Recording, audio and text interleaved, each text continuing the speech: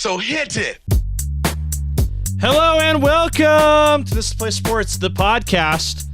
It's good to be with you. We're here middle of October. It's been a little bit since we've been with our adoring fans and listeners, and what can we say? We've been trying to make the studio nice. That's been occupying most of our time. We're sorry. We're back though. There's a lot to talk about, right? And it's pretty exciting. Just real quick, I want to get your beat on the new digs. I think this is going to be the future of the look for the podcast. We might add a few more elements behind us, but it's the basement of our palatial estate here in Centerville. Yep. My office, and at one point this was my bedroom. It was your bedroom, yep. And then when you moved out, I turned it into my office, and I have a few things in here. More than a few, yeah. I'm a pack rat. A little bit, yeah, but no. I think this is going to be a welcome addition. It's going to be a cool place for us to bring you some good sports talk and commentary. As I mentioned, we're here early in October. That leads us to our first quarter topic, the NBA season rapidly approaching. Local guys, the Utah Jazz, have a brand new look, both in uniform and in roster makeup. They have a new philosophy. I think to put it simply, I don't think they're very interested in winning a lot of games this year, and I think that's 100% by design. I'm just dying to know. I want to get your bead. I'm kind of excited for the season for a weird reason. I don't expect the Jazz to be good, but I'm kind of excited for the season. I was wondering. I want to get your bead on it. How are you feeling heading into this season? I don't like it when the team tanks. I realize there's some great possibilities if they do tank, if they get the first or second draft pick next year. It kind of reminds me of when the Jazz moved here. I was in high school, and they weren't very good, but it was fun to go down to the Salt Palace with 6,000 of my friends and watch the Jazz battle. I remember they had a great game with Larry Bird and the Boston Celtics once, and it was like this extreme underdog team. And then you think about it, and it's like 1/82nd of a season. Do you think Larry Bird lost a lot of sleep over that? Probably not. Yeah. No, I kind of feel the same way. I disagree on the tanking aspect. I think it's an exciting change for the Jazz, and it's something they've really never done, especially to this degree before. Right. And I think that newness kind of makes it exciting. I'm excited for them to be rooting against the other team, and I do feel like a certain alleviation, there's no pressure. Even as fans, I'm not expecting much out of the Jazz, so I know they're not going to break my heart this year, and I think that's a good feeling. I think the team, though, I think there are some guys that are going to make it fun to watch. Obviously Colin Sexton, Lauri Markkanen were big parts of the Donovan Mitchell trade. A couple other guys came over in the Rudy Gober trade. Jared Vanderbilt, that a lot of people are excited about. So it's going to be a team that's going to be young and fast and athletic. I'm hoping Will Hardy just lets the guys run. Jordan Clarkson obviously is still going to be a big part of the picture for a while, I think, at least to start the year. They'll have Mike Conley to start the year as well. I don't know how long he'll be on the team. I suspect they are trying to trade him. Right. But I'm excited. It's something new. It's something different. I was really sick of they were kind of like lies, now that I think about it, that they would drive home year after year with Donovan and Rudy, oh, we're running it back and things are going to be different this year. And it's right. Why? Why would they be different? You guys failed. Yeah. By the way, that sound is Dirk's ringtone here. Love it. That's good old Jimmy Burton calling. We'll hit him up later. Here, let me get that for you. Anyway. Sorry about that, folks. Hey, no worries. No worries. It happens. So you said you don't like tanking, but you see the benefits to it. Possible benefits. What if they don't get the first or second draft pick? There's only a 27% chance they'll get it. That's a 1 in 4 chance. Mm-hmm. So do you have a crappy season and end up getting the 4th or 5th draft pick? And that's a crapshoot. This next year, the first two guys are pretty much Victor Wembanyama, I think it is the guy from France, and Scoot Henderson, the guy who plays for the G League Ignite. Yeah. And that's who everybody seems to think are surefire stars that are going to make it. Beyond that, it's a crapshoot. And I don't know if tanking a season is worth a 27% chance. It probably is, because the odds of getting a player like that in free agency or players like that in free agency are small. Mm-hmm. So maybe you got to do what you got to do, but it is a gamble. I think what makes the gamble feel a little more calculated and a little more worthwhile is if you watch the highlights of this Victor Wembanyama guy, because he is, and I really hope I'm saying his name right. I don't know if I am. I'm guessing, but he is outrageous. He's played a couple games on national television already. I think he and Scoot Henderson faced off. Victor W, I'm going to call him. Came to the United States with his French team. He's unbelievable. He's 7'5". He took a picture standing next to Rudy Gobert and made Rudy Gobert look tiny. Right. I don't know if you saw that. Even with the blonde hair. Even with the blonde hair, yeah. So he's 7'5". He's bigger than Gobert. He can shoot. I think he shot like 7 for 11 from beyond the arc. He's unbelievable. And the possibility of the Jazz having one of the better chances in the NBA of landing this guy, I think make it pretty exciting. Again, like as you mentioned, 27%, not a great chance, but a much better chance than a lot of the other teams, I would say. Ultimately, it's going to depend where the ping pong balls fall. But let me just say that I'm glad I don't have season tickets because I'm not going to get my money's worth this year. No, the Jazz are going to be bad. I think that's very much the plan in place.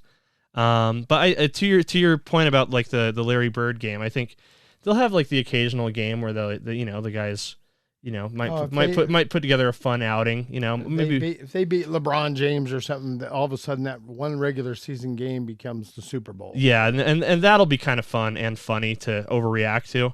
But I think for the most part you expect a very, very bad Jazz season, and I weirdly am excited about it. Just the newness to me is what makes it fun. Anyway, so as let's progress. Let's go to quarter 2 now. We're here on a Sunday in the aftermath of a pretty rough weekend, I would say, for college football in the state, other than Utah State, who beat Air Force to get only their second win of the season. We saw Utah kind of get a little bit embarrassed by UCLA yesterday. Right. And then BYU didn't fare much better against Notre Dame. Let's just take a temperature reading right now on each of these three programs. Just tell me, what your beat is on them, how you think their season's gone, and maybe what the outlook is. So just summarize, put that real tight if you can. Let's throw the Aggies in first. Okay, let's do the Aggies. Good. Let's talk Aggies. The Aggies, the embarrassing home loss, lopsided loss to Weber State at home, maybe showed their true colors. Although they bounced back and beat a good Air Force team. They seem like a 500 team to me. Yeah, I think that's right. 6-6, maybe 7-5 if things all come together. But they've got some tough outings ahead, and Logan Bonner's got to get healthy. Stay healthy. And here's the thing: he's not. They've ruled him out for the season. They're going to go with Cooper Legoff for the rest of the year. Oh, see, that's what I know. Sorry. Yep, there you go. Well, let's go 6-6. Yeah, let's go 6-6. So Cooper Legoff is going to be their guy for the rest of the year. I think that's a welcome change. I think the more you dig into what Logan Bonner's been up to, I think he was pretty decimated by injuries. I think he had a big knee operation over the offseason. Just could never come back and be the same guy. And it's kind of this happens to me all the time where I'll screw up at something and then I keep screwing up because I'm in my own head and things just get worse and worse. If you're not healthy, football's not the sport to play. That's an understatement, absolutely. I think your beat on Utah State is right. I'm going to agree with you there. Let's go to BYU now. They had that probably their worst performance of the year yesterday in a loss to Notre Dame. Where do you see them standing so far? They looked really nervous in that game to me. They looked like they were a little tense, and they weren't their typical self where they go out with something to prove. They just seemed like they kind of got caught up in the moment, and I understand had a buddy down there who called me and said there were just more Notre Dame fans there than he imagined. Did you hear that? This was an interesting tidbit. Highest attended sporting event in Nevada history. About 65,000 people. So huge crowd. Well, that's something for the Raiders to aspire to, isn't it? Yeah. Since it's their home. But no, the Notre Dame fans are rabid. They'll follow that team anywhere. BYU, they just weren't themselves on Saturday. That's the best way to describe that. I think their schedule that once looked really ominous with Arkansas and Boise State and things don't look as challenging as they did at the start of the season. So, Yeah. I see them winning, 9 or 10 games. What do you think? Yeah, I think they have a chance of winning out as well. But I think, the games they lost, they obviously lost to Oregon pretty bad, and they've lost to Notre Dame, a game they probably should have won. I'm guessing if they had played their real game, especially had Jaron Hall been 100%, which Kalani Sitake said he suspected he wasn't. I think, however, I talked about this with my good friend Eric Jensen this morning, because we do a college football podcast every weekend. I think there's cause for concern at BYU. I think there's like really big issues that these losses are kind of just like symptoms of, I guess. And you look at the bigger picture, BYU is going to move to the Big 12 next year. They're probably going to lose Jaron Hall to the NFL draft. They have a lot of places of vulnerability, especially on defense. And I think that's what people should be thinking about, not necessarily what's happening this year, but really the look ahead to next year. And I think there's cause for concern there. Well, and I think one thing people need to remember, at least in my opinion this year, I don't believe BYU is a top 20 team, legitimate top 20 team. I think they're on that 21 to 25 fringe.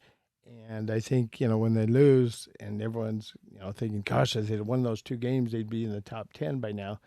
That's overshooting. And the future, one thing about BYU and Kalani Sitake is they'll find a way to get it done. And,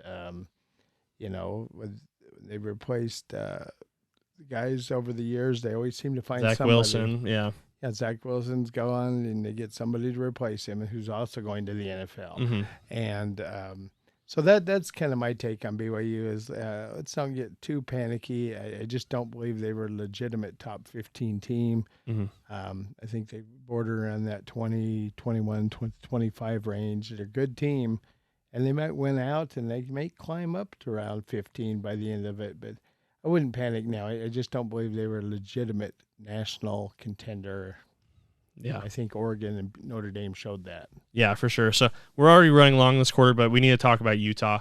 Obviously, their loss to UCLA yesterday was the I think we looked it up. It was the most devastating or biggest margin of defeat since the 2019 Alamo Bowl.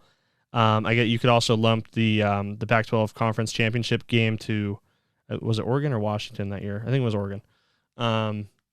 And so yeah, it was kind of a they took their lumps on Saturday. Are you concerned at all? They've dropped down to 20 in the AP rankings. Is there cause for concern? They've got a really tough game against USC coming up this week. No, that's a big game this week. That'll tell the tale. We talked about that at the start of the season, and we thought the USC game would tell the tale of Utah, and we thought the Florida game would too, obviously.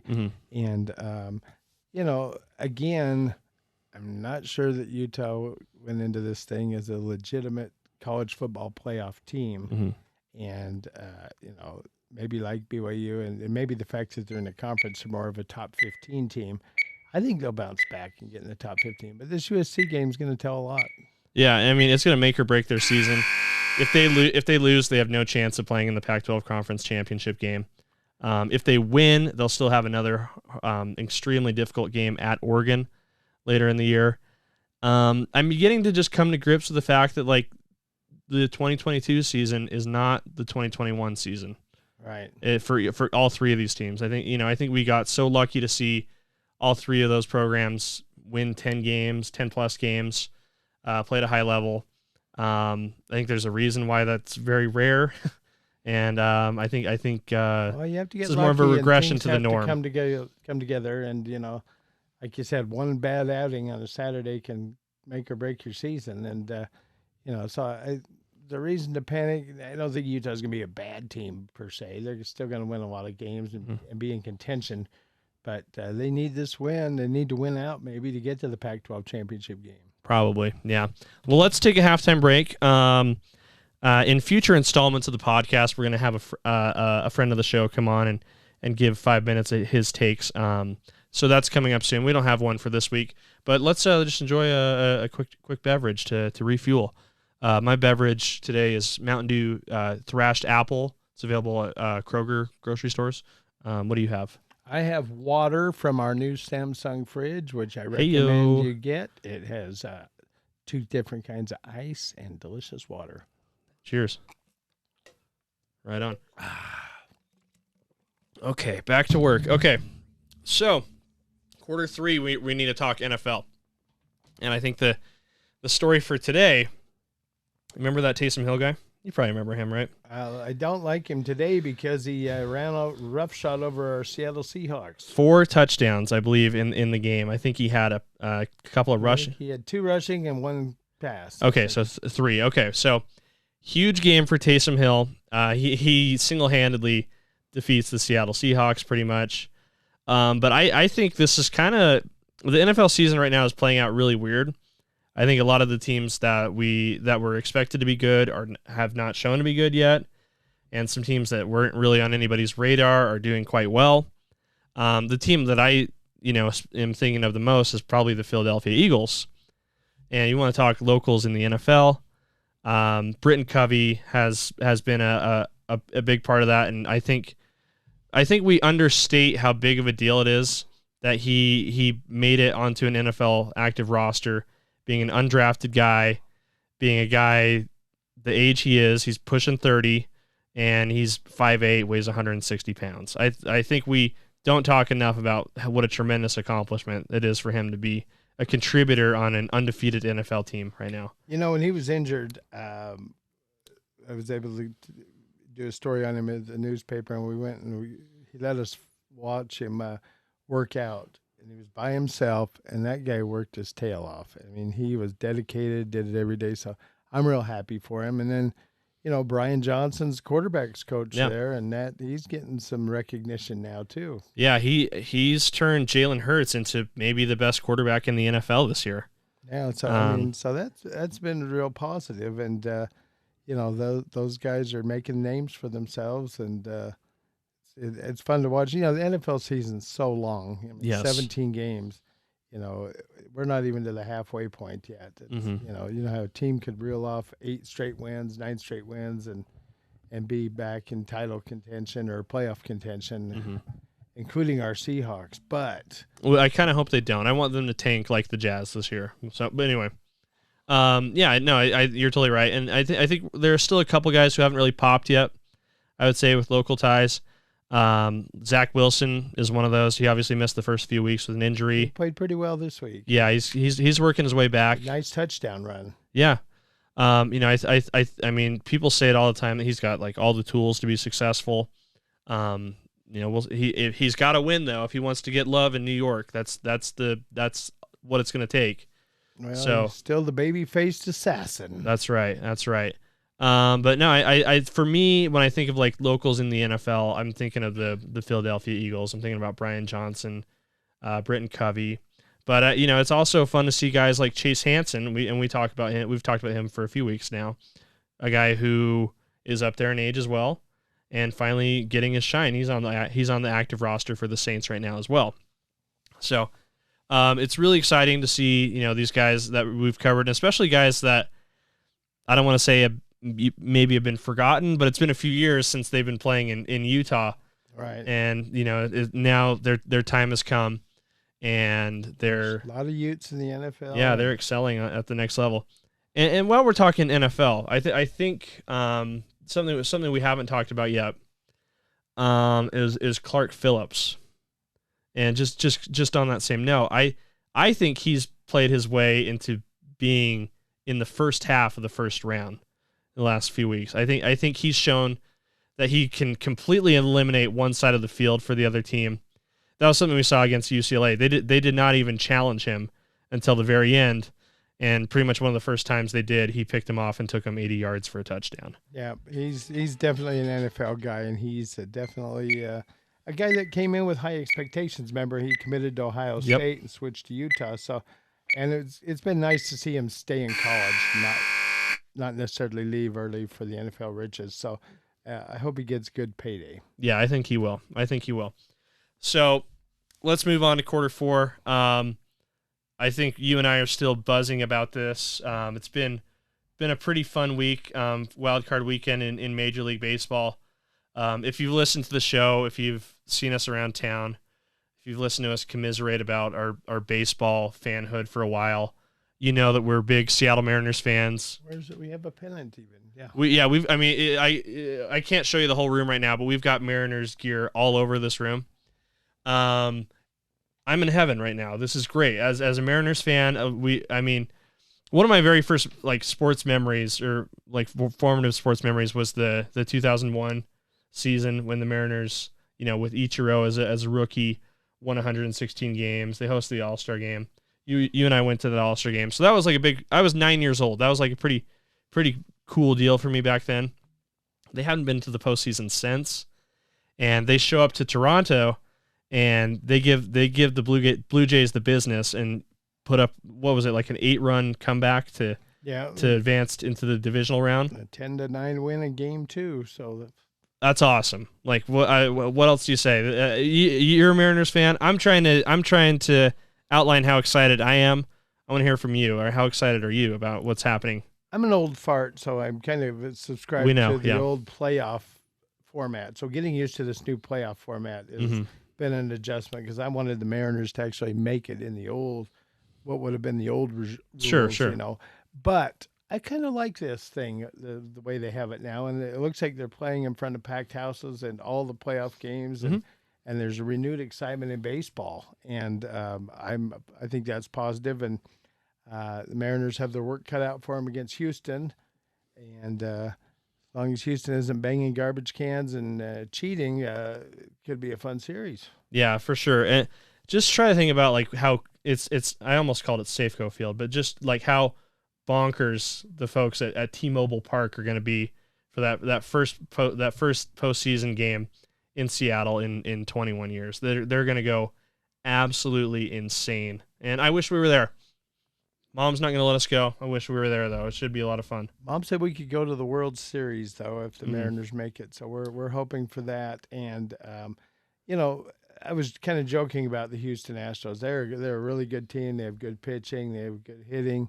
It's going to be a tall order for the Mariners. And then, on the other side of the ledger, the New York Yankees with Aaron Judge pose a big challenge for whoever's going to get through the American League, and the same thing in the National League.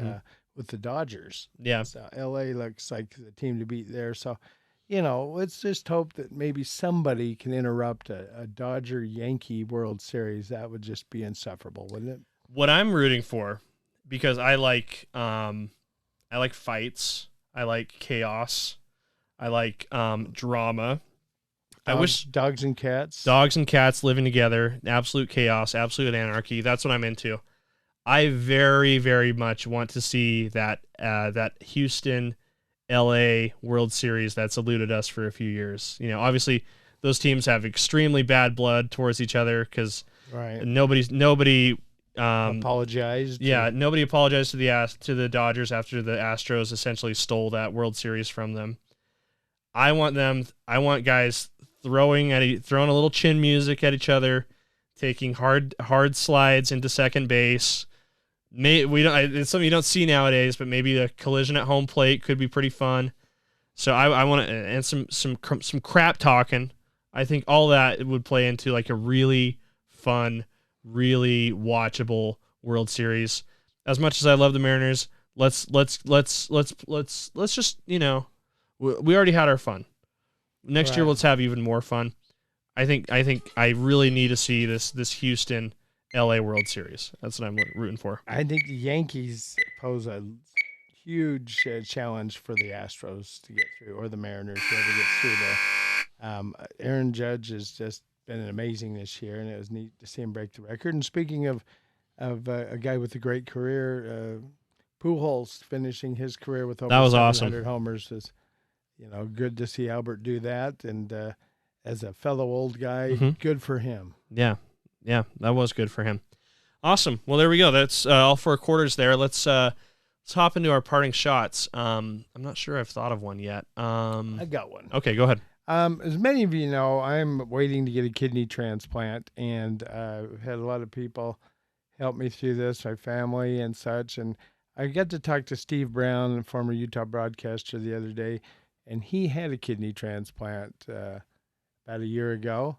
And he was telling me just how he's bounced back and he's traveling. And, it wasn't the easiest journey, but, I just want to thank him publicly for taking the time to talk to me. And another buddy of mine, James Jardine, who had a liver transplant, spoke with me. And so that's really helped me on this journey. And I can't thank my wife and family enough for the help to get me through this. It's been an adventure, and I can't wait to kind of get back to normal a little bit. So kudos to Steve Brown, and I'm glad to hear you're doing well. Yeah. Dang, I should let you go second. Okay. That's a good one. That's going to be hard to beat. I just want to, we haven't talked too much about high school sports in a while, and I think we need to start talking about the Lehigh Pioneers. They're having an unbelievable season right now in 6A. They've knocked off Corner Canyon. I believe they had a big win against Timpview as well.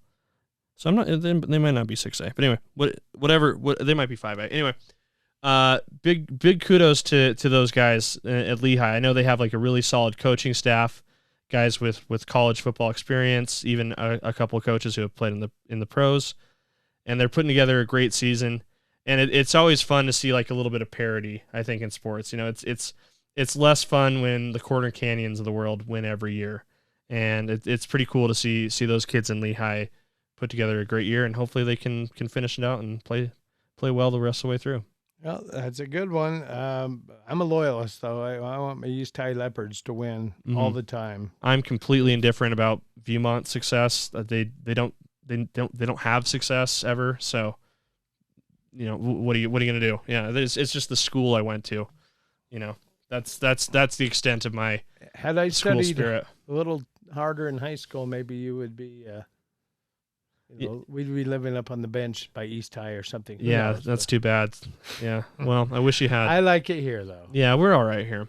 Well, cool. Awesome. Well, good show. And let's just plug the website. This is theplacesports.com.